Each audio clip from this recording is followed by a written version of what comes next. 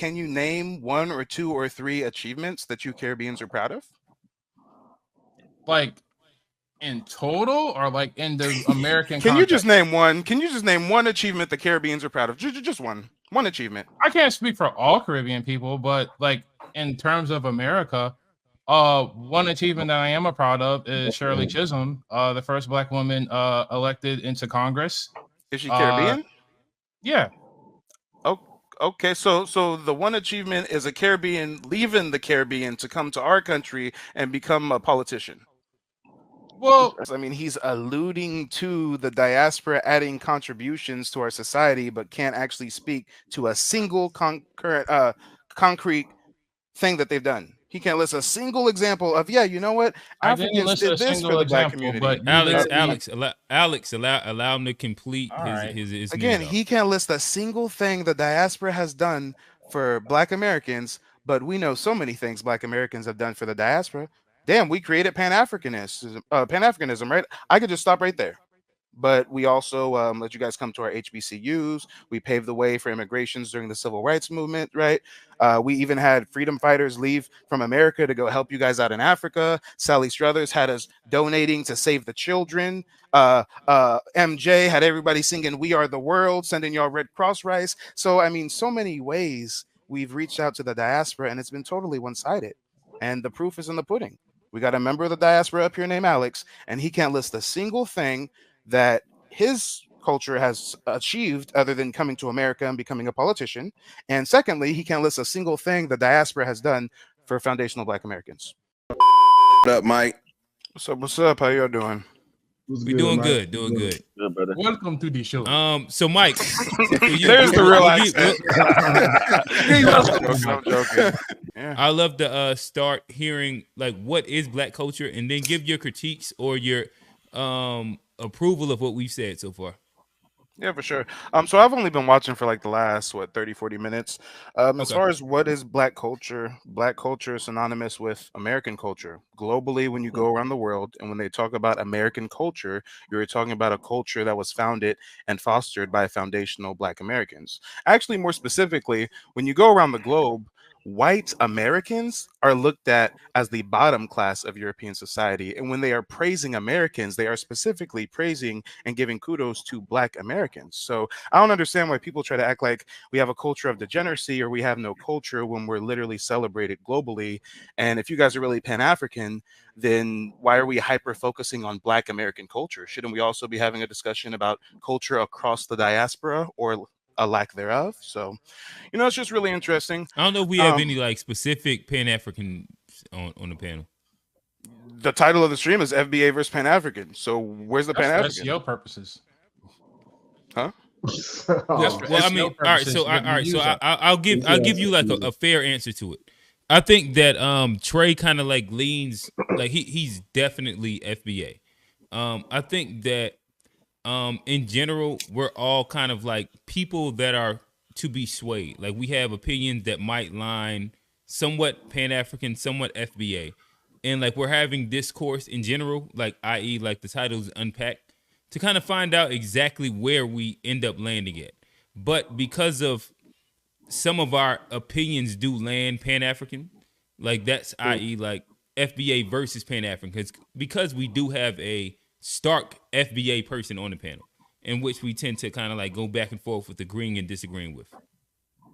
Yeah, so I'm really not understanding the motivation behind the title, because if I'm just a casual onlooker and I'm scrolling YouTube and I see FBA versus Pan-African, I'm thinking it's going to be a discussion of FBAs and a discussion with Pan-Africans, or at least you guys are going to be discussing both philosophies, both points of view. And that's what we did with the first 30 to 45 minutes. Right. And Yeah. we kind of like so then you guys spoke about culture across the diaspora, or have you guys just spoke about Black American culture tonight? So I'll answer.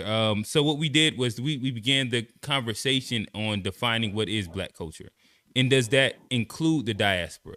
And like it kind of like diverged into a couple different things, but what we ended up landing on is that all right, we're going to speak specifically about the culture in the lens of FBA, because of like like there's a lot of ways that it can go when we talk about Black culture and the diaspora and the diaspora's contributions. But we did spend like a good 30 to 45 minutes on specifically like FBA versus Pan-Africanism when it comes down to Black culture. So you guys spoke about culture across the diaspora. You didn't just speak about Black American culture tonight. I mentioned the regeneracy across Okay. Hey, if we're talking about diaspora, and the purpose why I asked that is because if we talk about culture across the diaspora, we have the only culture to be celebrated for. I mean, we are the most successful global supreme Black folks across the diaspora if you're comparing us to the other members of the diaspora. So I find it interesting how we always have people, albeit, foreigners, immigrant background, whatever, and they like to hyper focus on Black American culture. And, it kind of becomes a witch hunt, and they're trying to act like we have such high levels of degeneracy. But if you literally just compare us versus any other culture across the diaspora, it's not even a fair comparison. I mean, if anything, they hyper focus. After I'm done, if anything, they hyper focus on Black American culture because they know they have no culture, or at least no culture to be proud of. As much as people like to say, I'll be done right after this last statement. As much as people like to mention Sukihana and Sexy Red, people across the diaspora are doing genital mutilation, genocide. Witch doctors are abducting children into the bushes and cutting them up.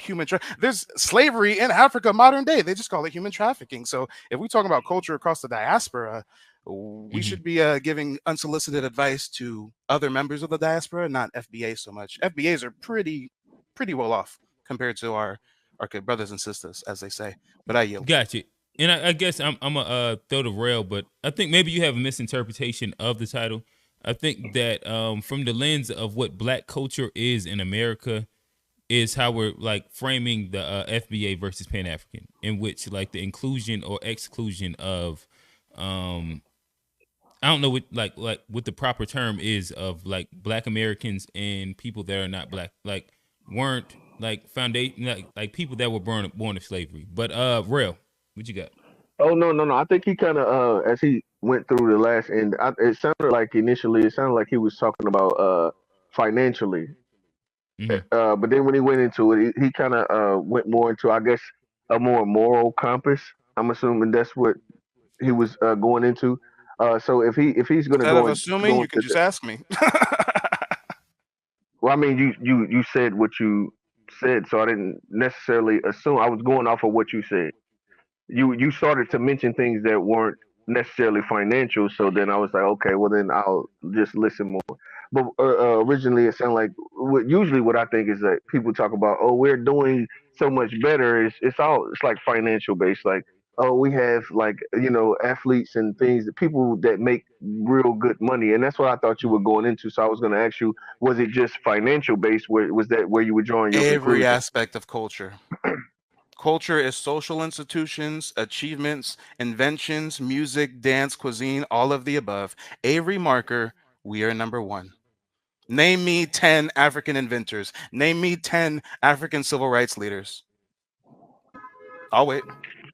Shit, I definitely couldn't. I'm not a philosopher. I don't know. But I can name 15 FBA inventors off the top of my head, and we ain't talking no rappers or ball players. We're talking inventors. We're talking about businessmen, realtors, entrepreneurs, serial entrepreneurs. I mean, back in the day, we literally had our own cities, our whole town. So when you guys talk about real estate, I mean, I understand one of the brothers on the panel said he had a real estate background, but I'm not sure if the other members of the panel are really that knowledgeable on the subject, because when you talk about, well, if we just have our own area, then everything will be better. Like, that happened and then it was destroyed. And I'm not talking about Tulsa, Oklahoma being bombed, because what most people don't realize is you guys got the story backwards. It wasn't Tulsa, Oklahoma Tulsa, Oklahoma was Black Wall Street, and then it got bombed, and then that's the end of the story. That's not what happened. Tulsa, Oklahoma was a thriving Black town before it was ever called Black Wall Street.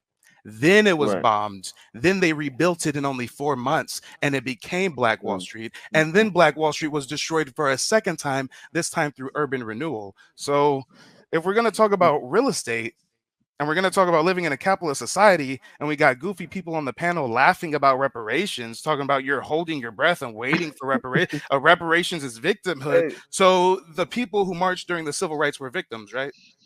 So my question: The have you people been who in fought, touch? the people who Have you fought been in for touch? Mike, you you to just have got to civil come on the rights show are next just week. victims, huh? That's all I'm saying. Come on. Come on the show What I'm saying next is week. that, We gonna talk Victimhood, he this. said. All right. Victims. So I think fair enough. I think that Mike, you kind of went. It was a little more than 3 minutes, but we enjoyed your conversation. We'll go Rail, Alex, and then my bad. Let's go Alex and Rail, and then Mike. We'll continue the conversation and back and forth with you. Yeah. Alex. Like, did you want me to respond to something Mike said, and like, or did Oh no, you it have a seemed like question? you had something to say. It He doesn't always matter be to me. interrupting me and having nothing to say. I love it. It's so funny. No, I said you should come on the show next week, so we can Okay. have a full conversation. Yeah. There's Well, I would love what you have to say about culture, especially culture across the diaspora, not just Black American culture, since you do have an interesting lineage, right? Yeah. Yeah. So, can you speak a little bit to Caribbean culture? Like, what in particular, though? Like, what do you want to know? Tell them about the soul food. Like we did, Mike. We did talk about this earlier. Yeah, that's what I said. We kind of ran down this entire We did thing. talk about this earlier. I wasn't here, so I'll make it very specific. Can you name 1 or 2 or 3 achievements that you Caribbeans are proud of? Like, in total, or like in the American? Can you just context? name one? Can you just name one achievement the Caribbeans are proud of? Just one achievement. I can't speak for all Caribbean people, but like in terms of America, one achievement that I am proud of is Shirley Chisholm, the first Black woman elected into Congress. Is she Caribbean? Yeah. Oh, okay. So the one achievement is a Caribbean leaving the Caribbean to come to our country and become a politician. Well, do you have the same criticism for any other immigrant group, Mike? Like, would you say I'm this just about asking like you about not to Caribbean cut you off, culture, but, like, and you're trying to would you deflect say to this other about like immigrant Joe groups. Biden, like heritage leaving Ireland and then coming over here and We're talking him about the becoming president? Caribbeans right now, but yes, I dog out any immigrant that flees their homeland and comes over here to profit from a foundation we built. Yes. So now that you know I give all immigrants equal smoke, let's talk about you Caribbean folks. What achievement other than coming to America have you guys achieved? I mean, you have the floor. So what achievements have we achieved? Like these are very loaded questions because But y'all just spent 2 hours talking about Black Americans, right? Okay. but Mike, you just admitted that you didn't even watch the show. You got into the show late.